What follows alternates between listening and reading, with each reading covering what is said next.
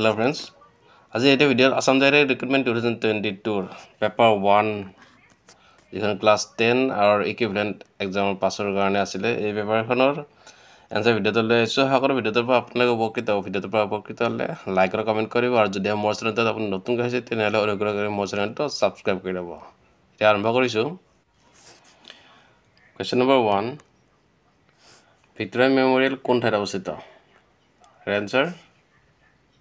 Option A, Kolkata. The Victoria Memorial is situated in Option A answer is the right answer, Kolkata. Number 2, Hima Dahe কোনবিধ খেলত অংশগ্ৰহণ কৰে ইয়াৰ right answer টো হৈছে Option C, sprints, short distance.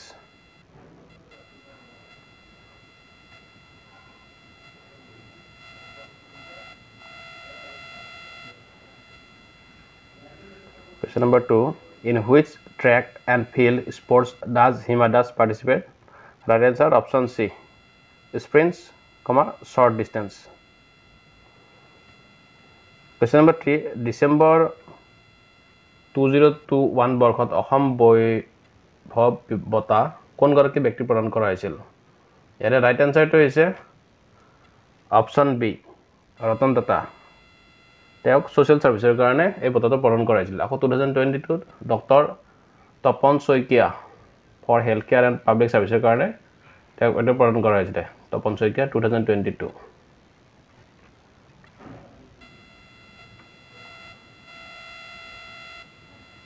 Question number 3 Who was awarded the Assam Vaibhav Award in December 2021? Right answer option B Ratan Tata Question number 4 Narendra Modi Stadium kon kon ঠাইত অৱস্থিত এৰ right আনসাৰটো হৈছে option D Ahmedabad Narendra Modi stadium এইখন আকৌ Motera stadium বা সৰ্দাৰ Patel stadium বুলি জনা যায় আৰু এটো ওপেনিং হৈছে 24 February 2020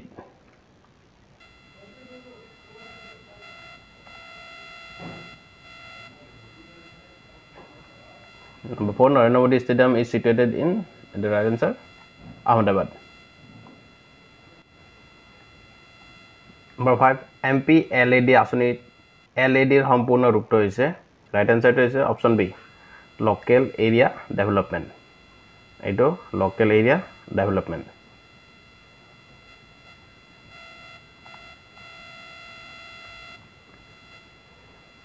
Question number 6 কোন গৰাকী ব্যক্তিৰ জন্মদিনত অভিৰুচি ক্ৰীড়া দিৱস পালন কৰা হয় এৰ ৰাইট আনসাৰটো হৈছে option A Bhogeswar Baruah right answer option A Bhogeswar Barua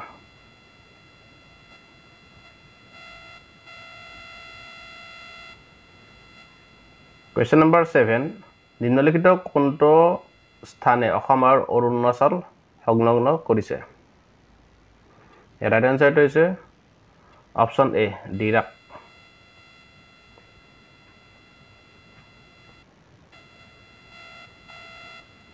ইয়াতে right answer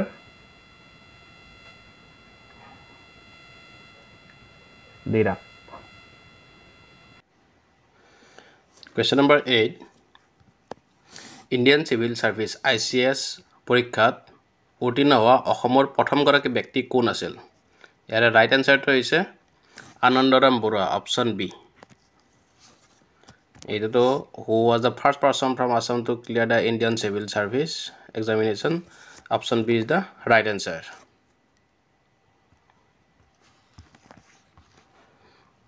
Question number 9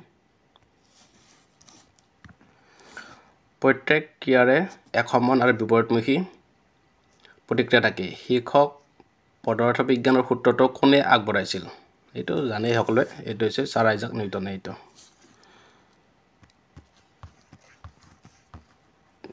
Question number 9 right answer Sir Isaac Newton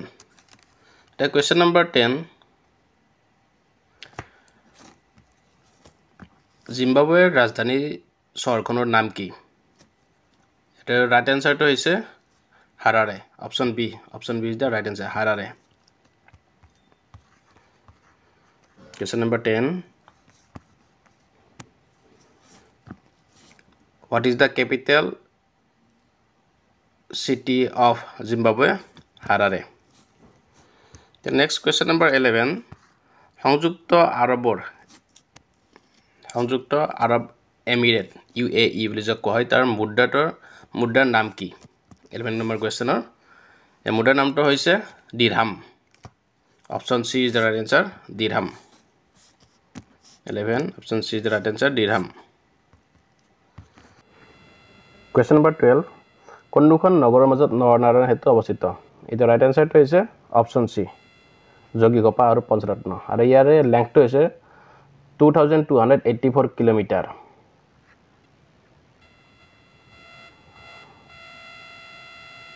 Number 12 right answer Jogighopa and Panchratna Question number 13 Ahom ৰাজ্যৰ শেষৰজন ৰজা কোন আছিল আহোম ৰাজ্যৰ শেষৰজন ৰজা কোন আছিল এইটো হৈছে আনসাৰটো পুৰন্দৰ সিংহ option D is the right answer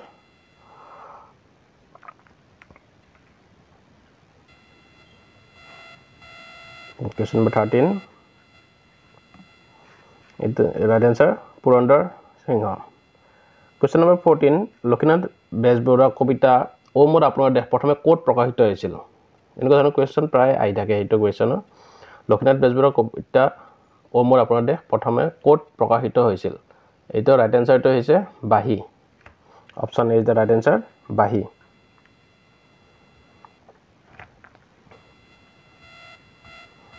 This right answer 14 number question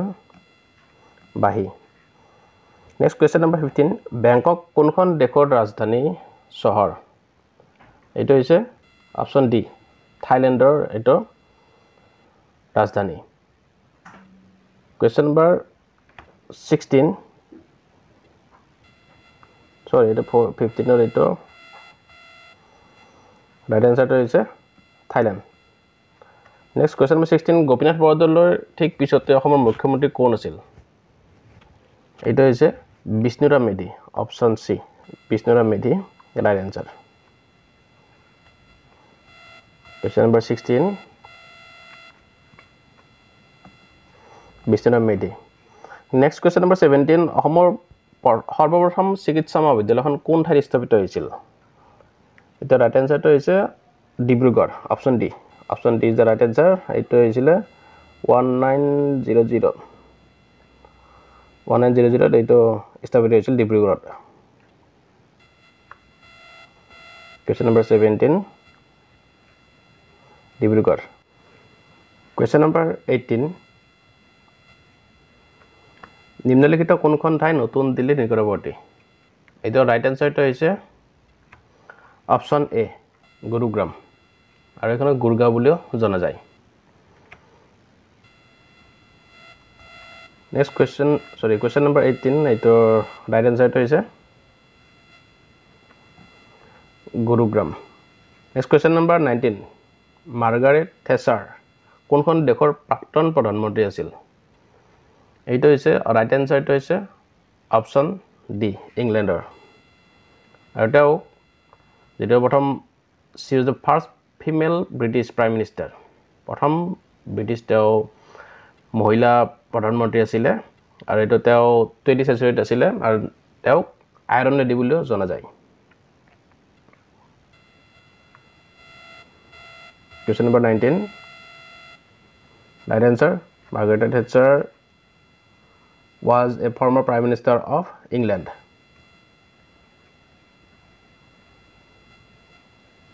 Question number 20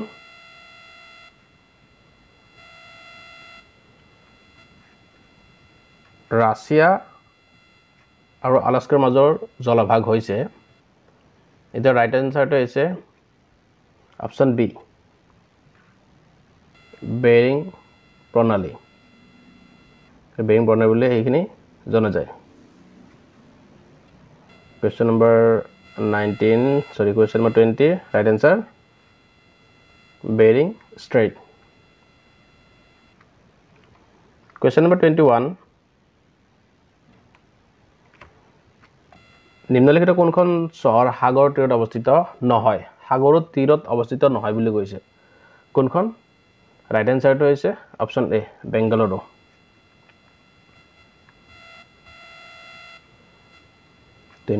option A right answer Question number 22 নিম্নলিখিত কোনবিধ বাহনক ৰাষ্ট্ৰীয় ঘাইপথ প্ৰাধিকৰী NHAI ফাষ্ট গেট টলৰ পৰা ৰেহাই দিয়া হয় এই ৰাইট এনসাৰটো হৈছে এম্বুলেন্সে কোনো ধৰণৰ কৰ দিব নালাগে Here 22 right answer ambulance Question number 23 অসমৰ প্ৰথমটো আধুনিক ৰংগমঞ্চ বান থিয়েটাৰ কোন ঠাইত অৱস্থিত এই ৰাইট এনসাৰটো হৈছে অপচন সি তেজপুৰত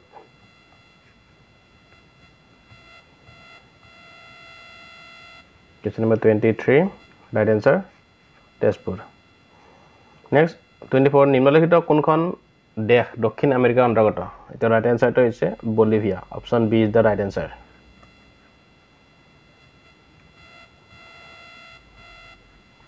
24 right answer Bolivia Next question number 25 ভাৰতৰ স্বাধীনতা সংগ্ৰামৰ কোনটো আন্দোলন কনকলতা বৰুৱা শহীদ হৈছিল এইটোৰ ৰাইট এনসাৰটো হৈছে option B quit India movement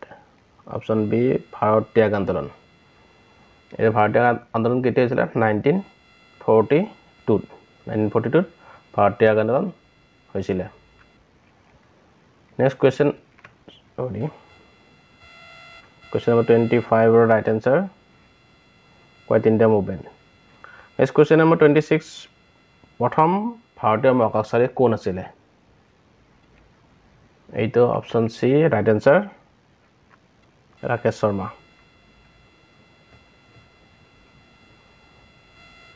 Question 26 ৰ ৰাইট এনসাৰটো হৈছে Rakesh Sharma Next question number 27 Assam ৰাজ্যিক সংগ্ৰহালয়খন ক'ত অৱস্থিত Question number 27 এটা ৰাইট এনসাৰটো আপুনি বাৰু দি দিব এইটো সংগ্ৰহালয়খন ক'ত আছে Question number 27 ৰ Question number 28 নিম্নলিখিত সকলৰ কোন গৰাকীয়ে অসমৰ কেবিনেট মন্ত্ৰী হিচাপে শেহতীয়াকৈ নিযুক্তি লাভ কৰিছে এইটোৰ ৰাইট এনসাৰটো হৈছে option D Ajanta Neog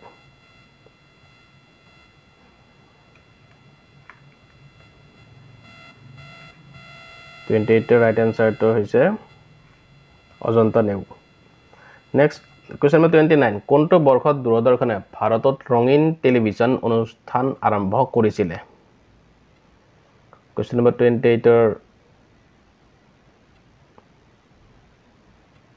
right answer to is 1982 29 sorry the 29 right answer to is 1982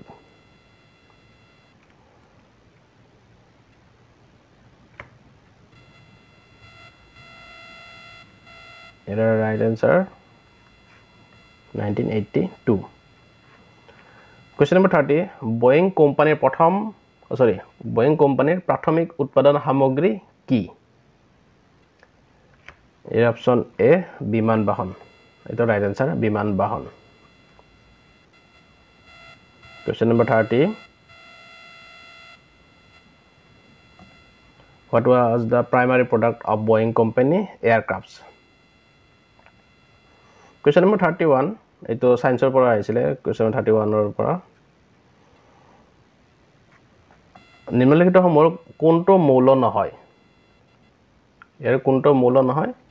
এটোৰ right আনসাৰটো হৈছে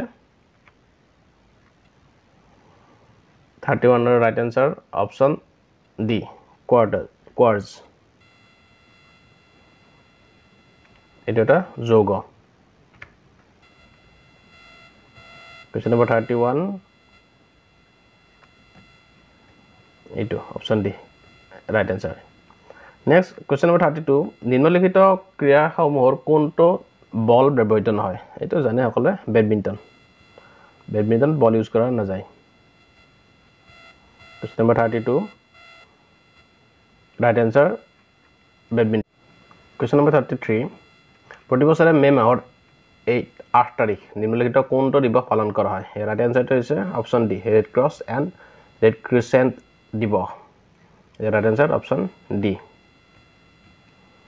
question number 34 1994 বৰ্ষত চৰকাৰী সেৱা শাখাত ৰামন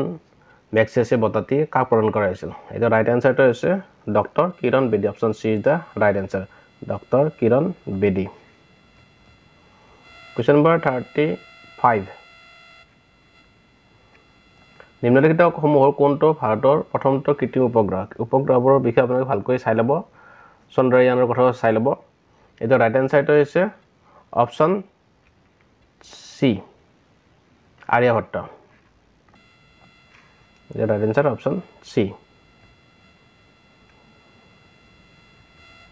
Question number 36.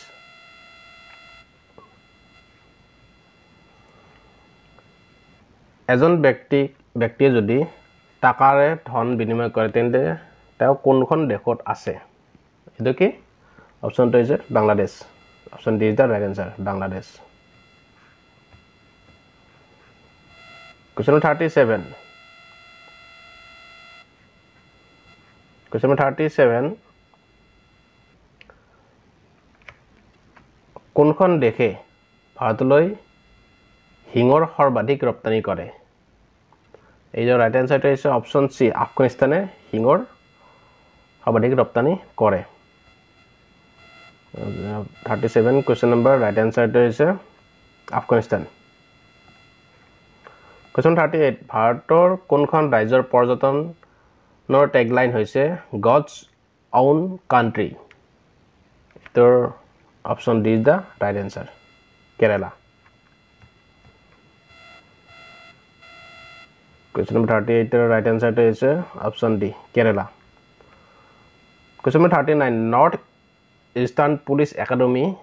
কোনখন রাজ্যত অবস্থিত এটা কি option B is the right answer Meghalaya question number 39 right answer Meghalaya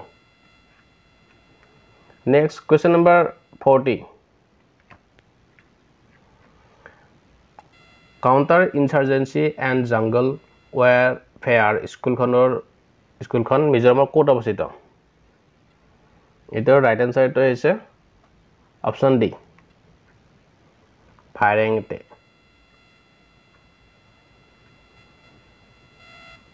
40 right answer option D Firenze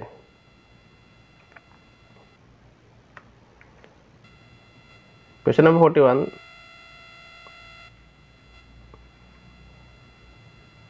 question number 41 Shanghai নামৰ জন্তুবিধ পোৱা ঠাইখন ক'ত পোৱা যায় এইটো ৰাইট আনসাৰটো হৈছে অপশন এ কেবুল লামজাও ৰাষ্ট্ৰীয় উদ্যান option is the right answer question number 41 right answer to is cable Lamjao national park question number 42 হাৰগিলাৰ সুৰক্ষাৰ বাবে কৰা প্ৰচেষ্টাৰ বাবে প্ৰদান কৰা গ্ৰীণ অস্কাৰ বুলিও জনাজাত হৈতলি বঁটাটি কোন গৰাকী ব্যক্তিয়ে লাভ কৰিছিল question number 42 right answer to is পূৰ্ণিমা দেৱী বৰ্মন এটা option is the right answer Purnima Devi Barman question number 42 right answer is Purnima Devi Barman question number 43 শিক্ষাৰ অধিকাৰ আইনখন মৌলিক অধিকাৰ হিচাপে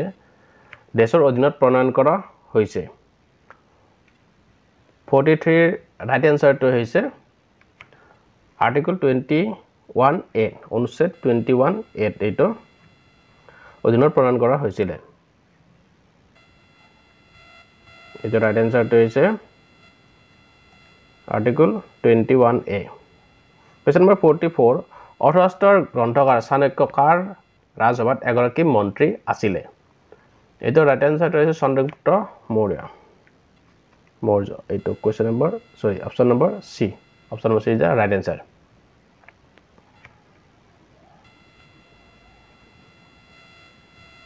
এটা অপশন নম্বৰ সৰি এইটো 44 ৰাইট আনসাৰটো হৈছে চন্দ্ৰগুপ্ত মৌৰ্য কোৱেশ্চন নম্বৰ 45 নিম্নলিখিত কোনগৰাকী অভিযাত্ৰীয়ে মোহাম্মদ বিন তুগলকৰ ৰাজত্ব কালত ভাৰত ভ্ৰমণ কৰিছিল এইটোৰ ৰাইট আনসাৰটো হৈছে অপশন ডি ইবন বতুতা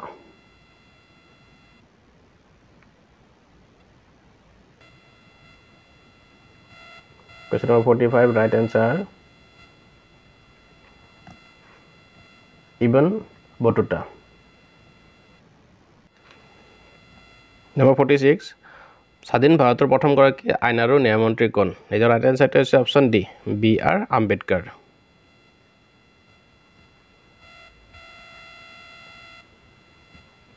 47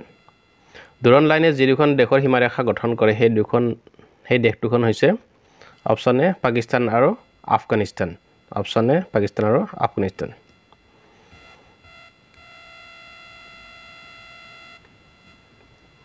48 ভাৰতত জিতো বৰ্তাৰ বাবে ৰাষ্ট্ৰীয় আন্তঃবিদ্যালয় ফুটবল টুৰ্নামেণ্ট খেলা হয় সেই বঁটাটো হৈছে option B Subroto cup option B Subroto cup Number 49 1926 চনত স্থাপন কৰা অসমৰ সৰ্বপ্ৰথম ব্যক্তিগত খণ্ডৰ বেংকটো হৈছে the Guwahati bank option B is the right answer Question number 49 right answer the Guwahati Bank Question number 50 NITI আয়োগৰ প্ৰধান চেয়াৰম্যান গৰাকী কোন এইটো হৈছে ভাৰতৰ প্ৰধানমন্ত্ৰী option A is the right answer Question number 50 right answer to is Prime Minister of India.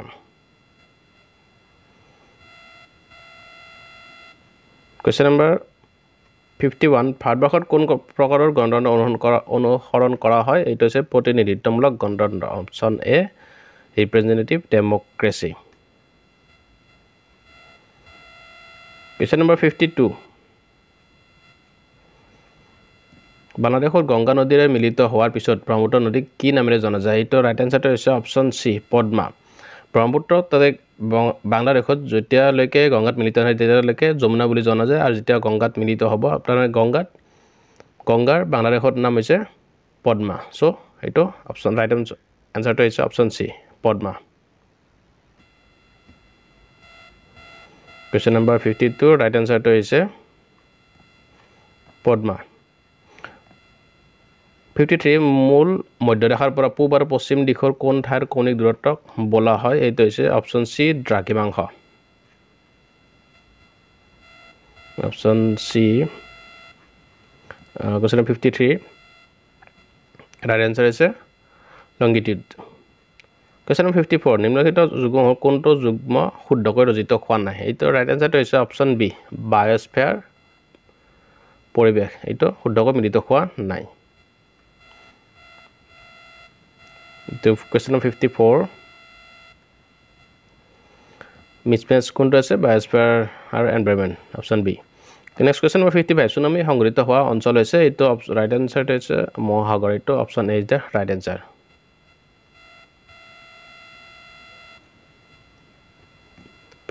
oceans Next question number 56 ভাৰতীয় সংবিধানৰ প্ৰস্তাৱনাত নিম্নলিখিত কোনটো শব্দ সন্নিৱিষ্ট হোৱা নাই এইটো ৰাইট আনসাৰটো হৈছে অপশন সি ফেডাৰেল এইটো option C is the right answer ফেডাৰেলটো সন্নিৱিষ্ট হোৱা নাই Question number 57 মুদ্ৰাবিহীন ভাবে বয় বস্তুৰ ব্যৱহাৰ পূৰ্ণ পথটো হৈছে এইটো আপোনালোকে কমেন্ট কৰিব এইটো ৰাইট আনসাৰ কি হয় এইটো কমেন্ট কৰিলে হল Question number 57 to comment কৰিব Next question number 58 দালবাটি চুৰমা নামৰ প্ৰখ্যাত খাদ্যটি সাধাৰণতে কোন ৰাজ্যত পৰিৱেশন কৰা হয় গতিকে আপোনালোকে কোন ঠাইত কি খাদ্য প্ৰচুৰভাৱে পোৱা যায় বা ভাল খাদ্য পোৱা যায় হেতু আপোনালোকে ভালকৈ জানি ল'ব এইটো ৰাইট আনসাৰটো হৈছে option B is the right answer Rajasthan option B এইটো ৰাইট আনসাৰ হৈছে ৰাজস্থান Question number 59 হেউজিয়া উদ্ভিদৰ ওপৰত বৰ্তি থকা প্ৰাণী কি বুলি জনা যায় এটো কাৰ্নিভৰাছ Question number 59 right answer এটো হৈছে কাৰ্নিভৰাছ নেক্সট কুৱেশ্যন নম্বৰ 60 ভাৰতীয় সংবিধানৰ কোনখন অনুচ্ছেদ উত্তৰ পূব ভাৰতৰ পাহাৰ আৰু জনজাতি অঞ্চলৰ বাবে সাহিত্য শাসন ব্যৱস্থা কৰা সেইটো অপশ্যন এ ষষ্ঠ অনুচ্ছেদ মানে 6 শিডিউলত এইটো কৰা হয় ৰাইট এনসাৰটো হৈছে অপশ্যন এ 6 শিডিউল